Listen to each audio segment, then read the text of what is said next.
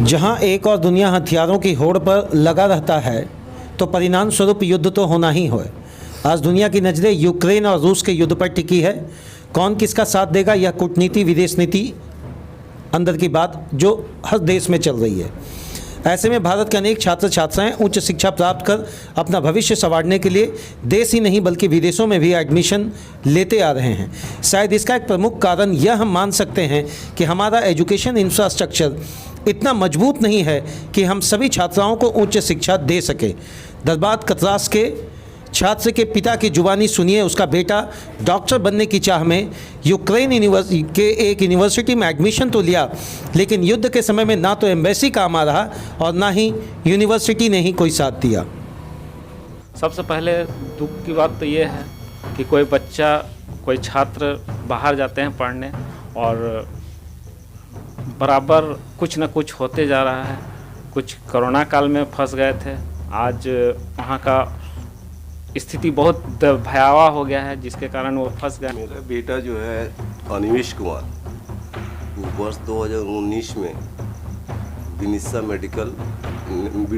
National medical college में university विनिसा में admission लिया था। अभी वो 3rd ईयर का स्टूडेंट्स है और अभी वो कीव में फंस गया था। उसका 24 तारीख का फ्लाइट था, तो फ्लाइट में वो डायरेक्ट इंडिया में ना बुक करवा के वहाँ से उसका दुबई का फ़्लाइट था, दुबई से फिर इंडिया का था। सुबह 6 बजे फ़्लाइट था उसका और वो उसका सारा सामान चेकिंग हो गया था।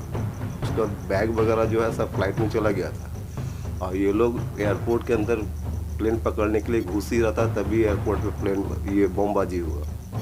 इसके वजह से सारा सामान तो फ्लाइट में ही रह गया। इन लोग सिर्फ अपना शरीर लेके वहाँ से भागा। इसके बाद वहाँ से निकलने के बाद बस से कुछ दूर गया ऐसा, फिर अंडरग्राउंड मेट्रो जो है, मेट्रो से फिर कीव का जो एम्बेसी है वहाँ गया था। वहाँ बाहर में करीब 7-8 घंटा बाहर में रहने के बाद फिर बगल में एम्बेसी के बगल में एक स्कूल था जहाँ इन लोग को रखा गया। 24 तारीख को 25 तारीख 2 दिन वहाँ रहा। कल 26 तारीख को एम्बेसी बोला गया अगर आप यहाँ रहना चाहते हैं तो रहिए और नहीं तो कहीं बाहर निकलना चाहते हैं तो अपने रिस्क पे जा सकते हैं। तो उसमें विनिसा के मेरे बेटे के साथ साथ 14 बच्चे और थे। वो लोग सभी अपने रिस्क पे ट्रेन से फिर विनिसा निकल गए और रात में विनिसा पहुँचे हैं। फिर वहाँ से बस करके अभी हम लोग को थोड़ा देर पहले बात हुआ था और रोमानिया का बॉर्डर में था। रोमानिया का बॉर्डर से 10 किलोमीटर पहले बस उतार दिया था। 10 किलोमीटर लोग पैदल चल के रोमानिया के बॉर्डर पे पहुँचे हुए। लेकिन वहाँ पे यूक्रेनियन सेना क्या है कि इंडियन बच्चे को रोमानिया नहीं जाने दे रहे, बाकी जो यूक्रेनियन है उन लोग को रोमानिया बॉर्डर पे पार करवा रहे। तो अभी हम लोग थोड़ा देर पहले भारतीय दूतावास से हम लोग बात किए हैं, तो वो लोग बोल रहे हैं कि हम लोग अभी जो कठिन दौर है झारखंड सरकार से क्या उम्मीद कर रहे हैं? देखिए, एक्चुअली झारखंड सरकार भारत सरकार को रिक्वेस्ट ही कर सकती है। ये टोटल जो मामला है वो पीएमओ और विदेश मंत्रालय का है।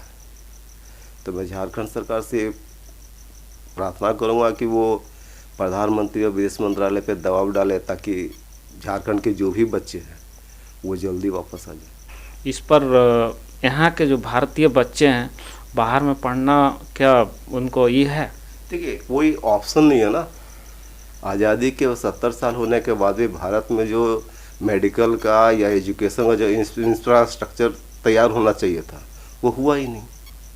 यहाँ 50,000 सीट है और 10 लाख बच्चे एग्जाम दे रहे हैं।